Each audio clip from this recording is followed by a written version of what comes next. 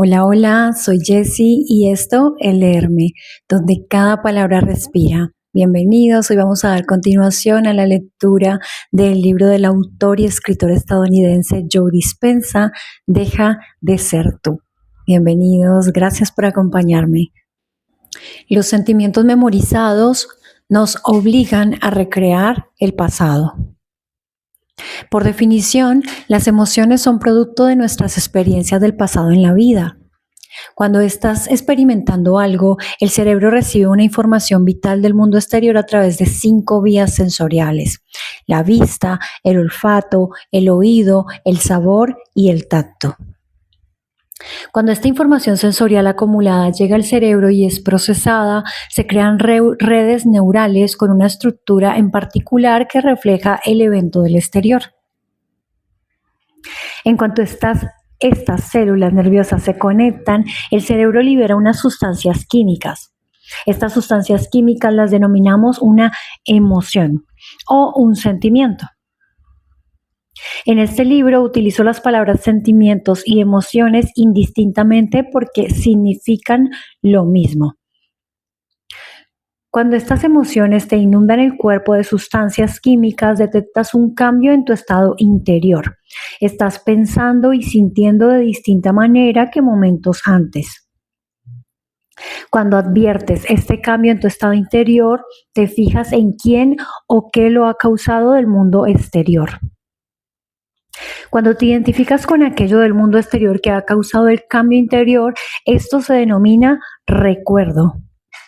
Neurológica y químicamente registras esta información del exterior en el cerebro y en el cuerpo. De este modo te acuerdas de la experiencia mejor, porque recuerdas cómo te sentiste cuando sucedió. Los sentimientos y las emociones son un registro químico de las experiencias pasadas. Por ejemplo, estás esperando a tu jefe para presentarle el informe de tu rendimiento de la empresa. Cuando llegas, ves que tiene la cara colorada y que está incluso irritado. Mientras te habla gritando, adviertes que el aliento le huele a ajo.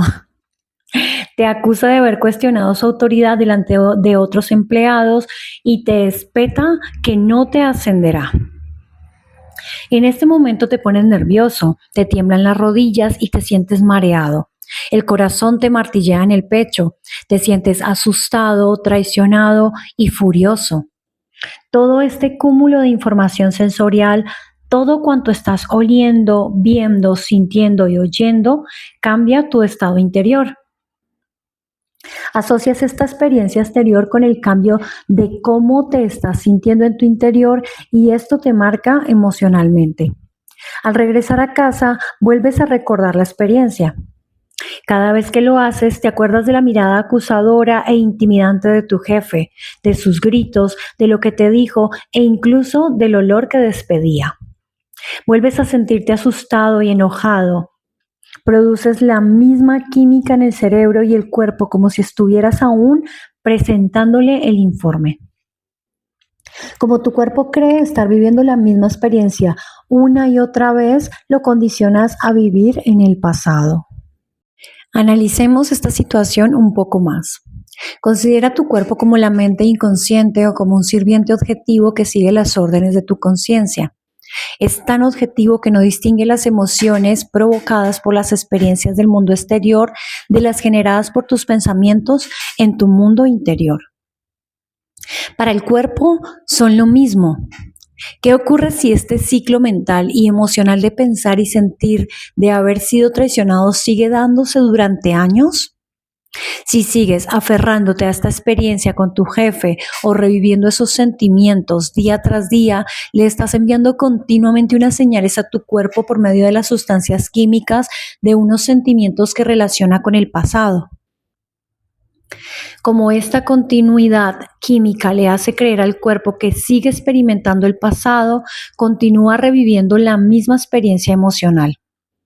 Cuando tus pensamientos y sentimientos memorizados obligan constantemente al cuerpo a vivir en el pasado, se puede decir que el cuerpo se convierte en el recuerdo del pasado. Si estos sentimientos memorizados de traición han estado dirigiendo tus pensamientos durante años, tu cuerpo ha estado viviendo en el pasado las 24 horas del día, los 7 días de la semana, 52 semanas al año, hasta que con el paso del tiempo tu cuerpo se queda anclado en el pasado. Cuando recreas repetidamente las mismas emociones de siempre hasta no poder pensar más allá de lo que sientes, tus sentimientos se convierten en los medios de tus pensamientos. Y como tus sentimientos son un registro de experiencias vividas, estás pensando en el pasado. Y según la ley cuántica, sigues creando más pasado. En pocas palabras, la mayoría de las personas vivimos en el pasado y nos resistimos a vivir en un nuevo futuro. ¿Por qué? Porque el cuerpo está tan acostumbrado a memorizar los registros químicos de las experiencias pasadas que se acaba apegando a esas emociones. En un sentido muy real, nos volvemos adictos a los sentimientos de siempre. Y cuando queremos mirar hacia el futuro y soñar con nuevas vistas y con bravos paisajes en una realidad no demasiado lejana, el cuerpo, cuya moneda de cambio son los sentimientos, se resiste a cambiar de pronto de dirección. Dar esta media vuelta es la gran hazaña del cambio personal. Muchas personas, pese a intentar crearse un nuevo destino, son incapaces de superar el recuerdo de quien creen ser. Aunque ansíen vivir nuevas aventuras y sueñan con nuevas posibilidades futuras, no pueden dejar de visitar de nuevo el pasado. Los sentimientos y las emociones no son en sí malos, son producto de las experiencias. Pero si estamos siempre reviviendo los mismos de siempre, no viviremos ninguna experiencia nueva. ¿Has conocido a alguien que siempre esté hablando de los buenos tiempos del pasado? Lo que en realidad está diciendo es, como en mi vida no está ocurriendo nada nuevo que me estimule emocionalmente, tengo que reafirmarme con los momentos maravillosos del pasado. Si creemos que nuestros pensamientos tienen algo que ver con nuestro destino, en este caso, como creadores, estaremos caminando solamente en círculos. El mundo interior bajo control, el mito genético. Hasta el momento, al describir cómo el modelo cuántico de la realidad está relacionado con el cambio, he hablado sobre todo de las emociones, el cerebro y el cuerpo. Hemos visto que si queremos cambiar el hábito de ser el mismo de siempre, debemos trascender los pensamientos y sentimientos recurrentes memorizados por el cuerpo. Otro aspecto importante para dejar este hábito tiene que ver con la salud física. Sin duda, en la escala de lo que más queremos cambiar en nuestra vida, la salud va en la cabeza. Va en cabeza, perdón. Y cuando deseamos que mejore, hay una serie de dogmas que debemos analizar y abandonar. El mito de que los genes crean enfermedades y la falacia del determinismo genético. También hablaré de un campo científico que tal vez desconozcas, llamado epigenética, el control de los genes desde el exterior de la célula. O, más exactamente, el estudio de los cambios en la función génica que se producen sin un cambio en la secuencia del ADN.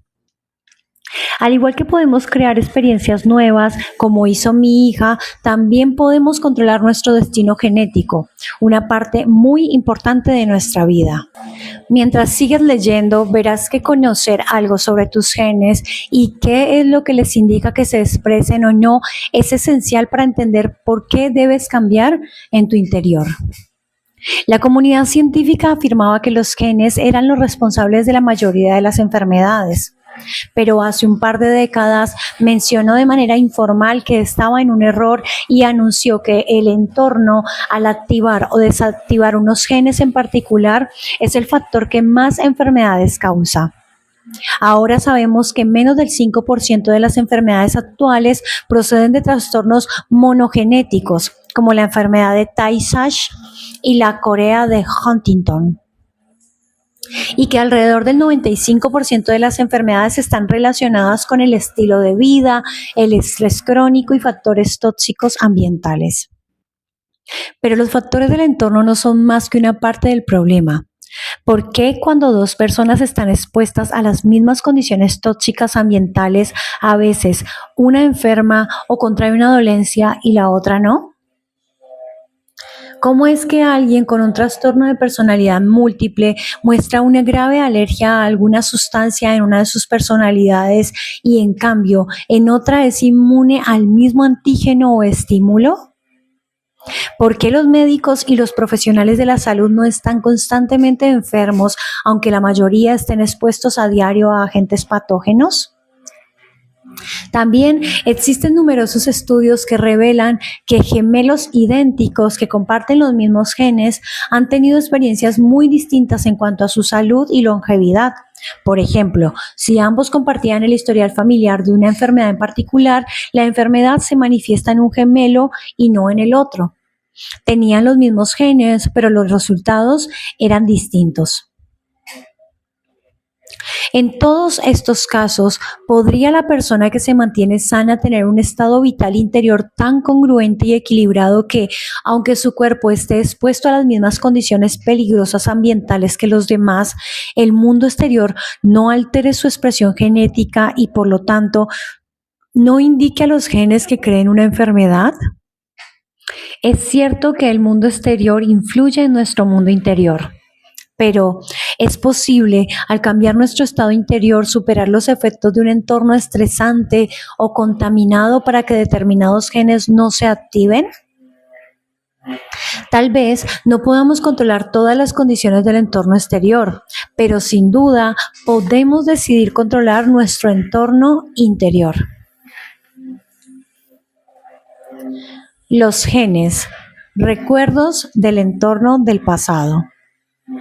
Para explicar cómo podemos controlar nuestro entorno interior, hablaré un poco de la naturaleza de los genes que se expresan en el cuerpo cuando las células fabrican unas proteínas en concreto, el componente básico de la vida. El cuerpo es una fábrica productora de proteínas. Las células musculares generan proteínas musculares llamadas actina y miosina. Las células de la piel crean células epidérmicas llamadas colágeno y elastina. Y las células estomacales producen proteínas estomacales llamadas enzimas. La mayoría de las células del cuerpo producen proteínas y los genes son los que utilizan para crearlas.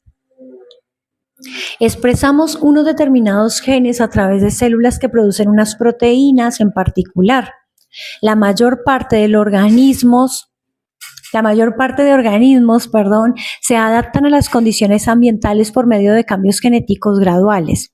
Por ejemplo, cuando un organismo se enfrenta a unas condiciones ambientales muy duras, como temperaturas extremas, depredadores peligrosos, presas rápidas, vientos destructores, corrientes fuertes u otros factores, se ve obligado a superar los aspectos adversos de su mundo para sobrevivir. Como los organismos almacenan todas estas experiencias en los circuitos del cerebro y las emociones de su cuerpo van cambiando con el paso del tiempo. Si los leones intentan cazar presas demasiado rápidas, al tener las mismas experiencias durante generaciones, desarrollan unas patas más largas, unos dientes más afilados y un corazón más grande. Todos estos cambios son productos de los genes fabricando proteínas que modifican el cuerpo para que se adapte al entorno. Sigamos en el reino animal para ver el proceso de la adaptación o la evolución. Un grupo hipotético de mamíferos emigra a un hábitat donde la temperatura oscila de 26 grados bajo cero a 4 grados. Los genes de estos mamíferos que han estado viviendo durante muchas generaciones bajo un frío extremo acabarán produciendo una nueva proteína que fabricará un pelaje más espeso y abundante. El pelo y el pelaje son proteínas. Numerosas especies de insectos han evolucionado adquiriendo la habilidad del camuflaje. Algunos de los que viven en los árboles y las plantas se han adaptado adquiriendo el aspecto de ramitas o pinchos para que los pájaros no los detecten. El camaleón es probablemente el camuflador más conocido y su capacidad de cambiar de color procede de la expresión genética de las proteínas. En estos procesos, los genes almacenan las condiciones del mundo exterior. La evolución consiste en esto, ¿no? La epigenética sugiere que indicamos a los genes que reescriban nuestro futuro. Nuestros genes son tan cambiantes como nuestro cerebro. Recientes investigaciones genéticas revelan que distintos genes se activan en distintos momentos, que siempre están cambiando y siendo influidos.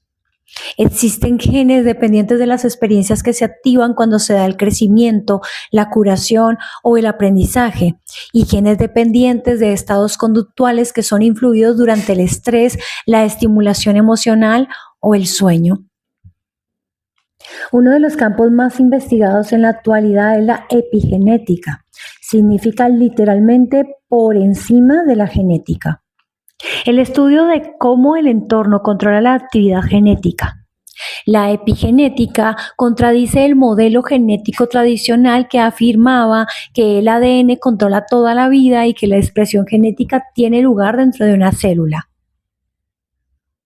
Este antiguo conocimiento nos condenaba a un futuro predecible en el que nuestro destino estaba condicionado por la herencia genética y la vida celular estaba predeterminada. En realidad, los cambios epigenéticos en la expresión del ADN se transmiten a las generaciones futuras, pero ¿cómo se transmiten si el código del ADN sigue siendo el mismo? Está más allá del alcance de este libro de mostrarlo con una explicación científica, pero en su lugar usaré una analogía. La secuencia genética se parece a un plano. Imagínate que dibujas el plano de una casa y luego lo escaneas y lo guardas en el ordenador. Después lo modificas con el programa Photoshop, cambiando una serie de características sin cambiar el plano. Por ejemplo, modificas la expresión de variables como el color, el tamaño, la escala, las dimensiones, los materiales y otros elementos.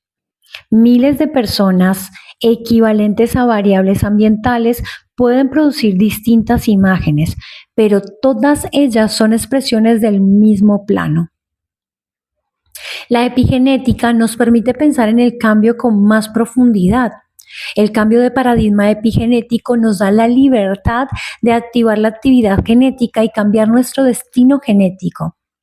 En aras de la ilustración y la simplificación, cuando hablo de activar un gen al expresarlo en distintas formas, me refiero a encenderlo.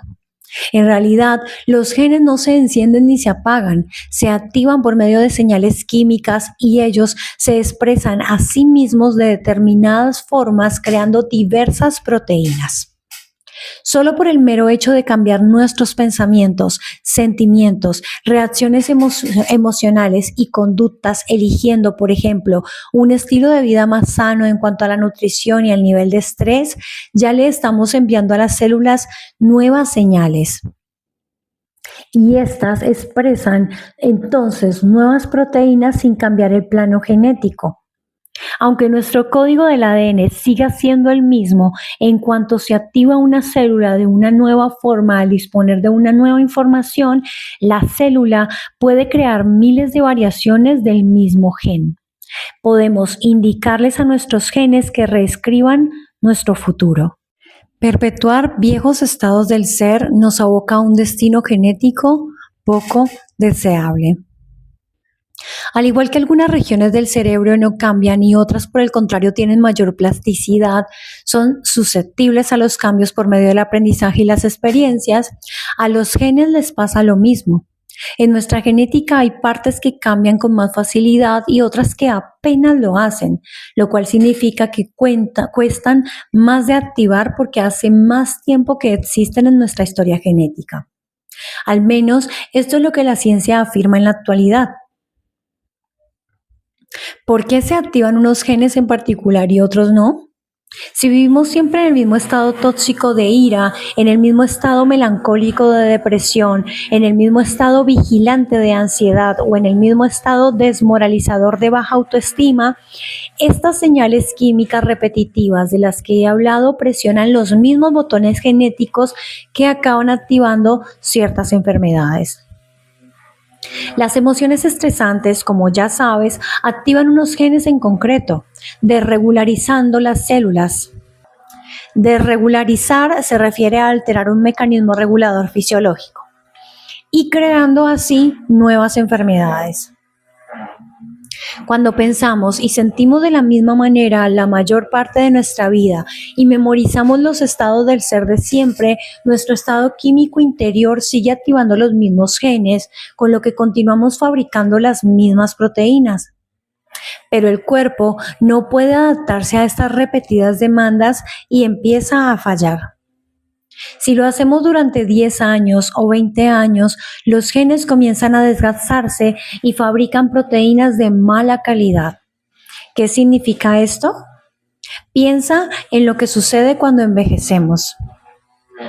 La piel se vuelve fofa porque el colágeno y la elastina están hechos con proteínas de mala calidad.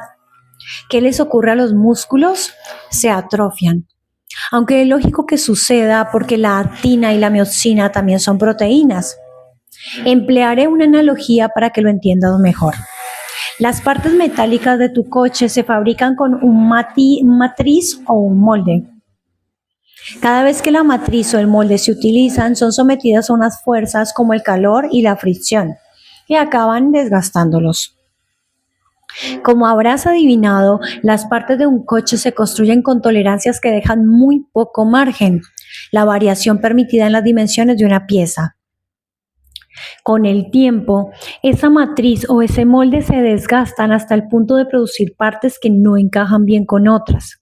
Al cuerpo le ocurre algo parecido.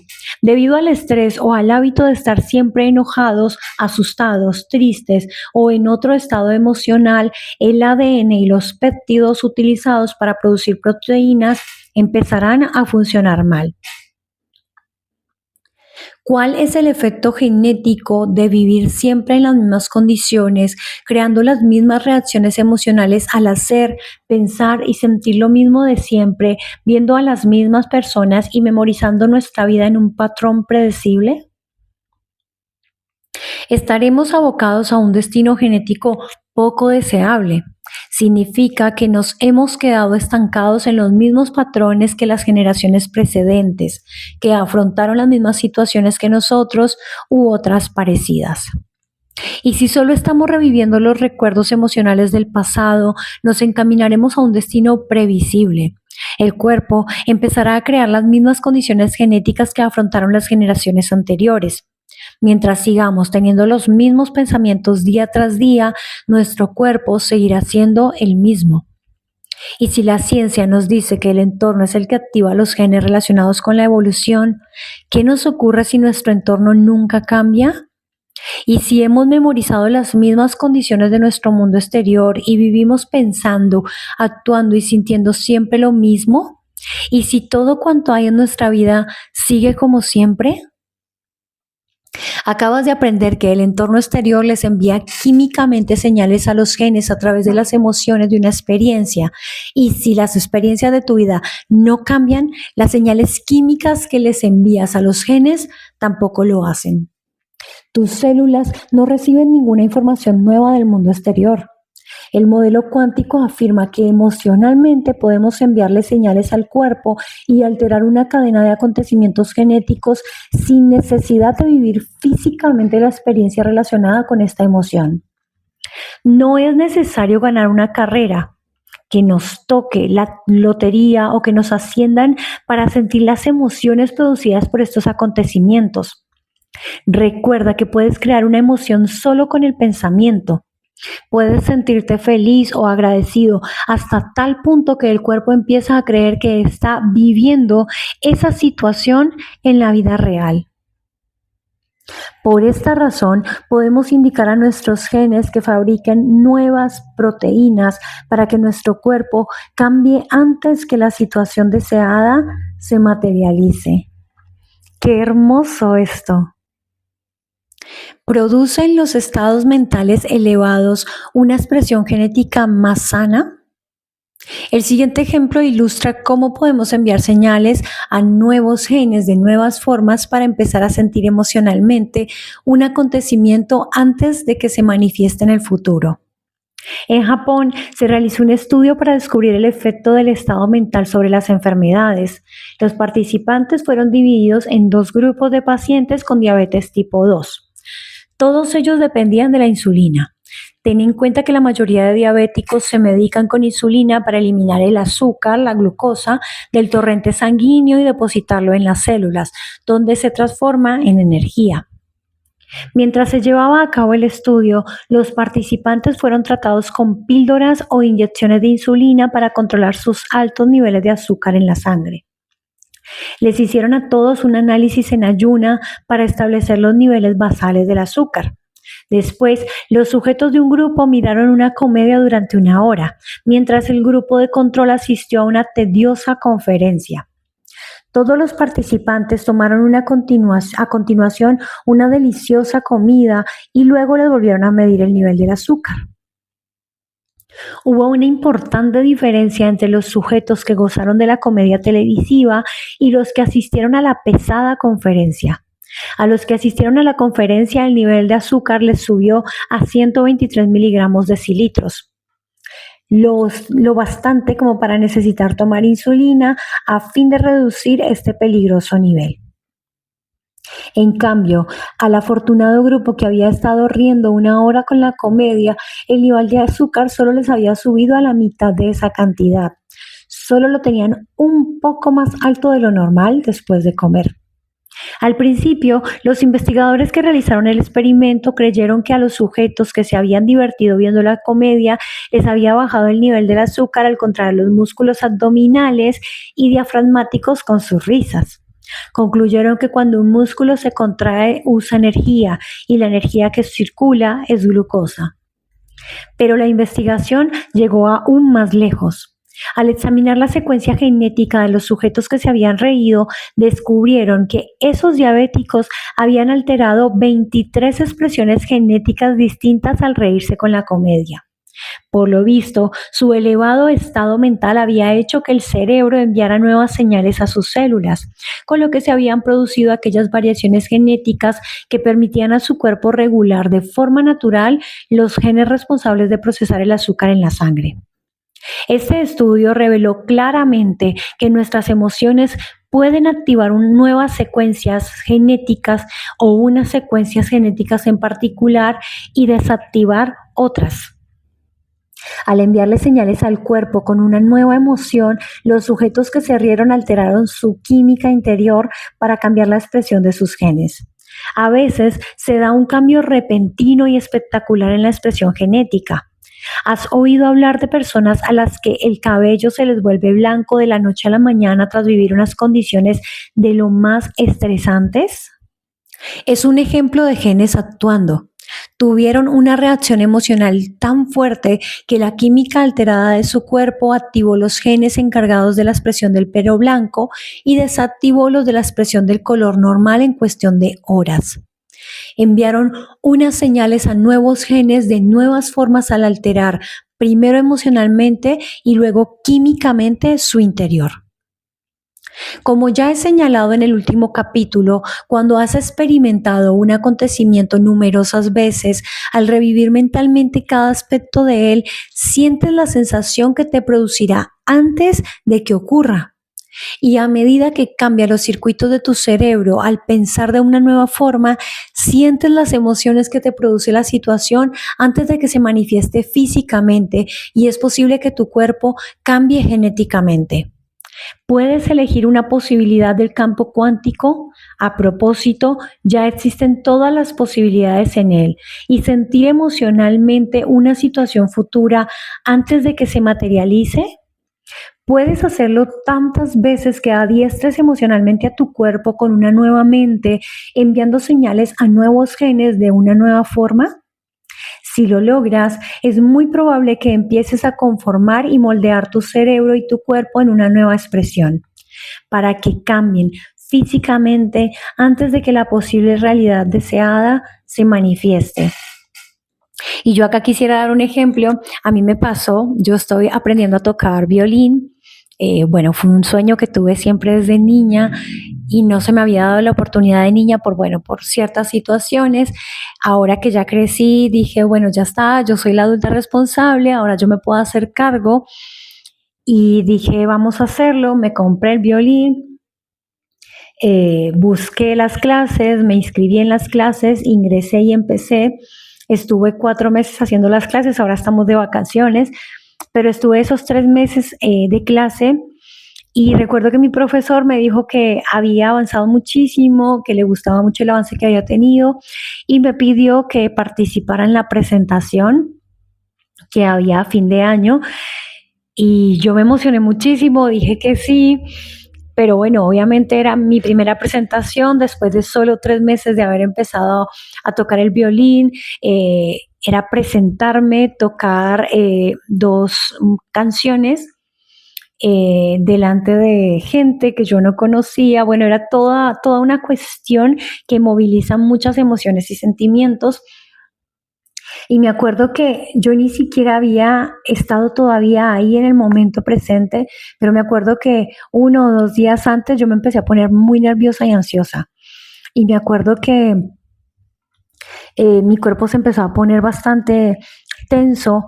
Me acuerdo que empecé a sufrir de insomnio 2 días antes de la presentación. Me costaba dormirme, me costaba estar tranquila, estaba como ansiosa, como acelerada, como que, no sé, era una sensación rara.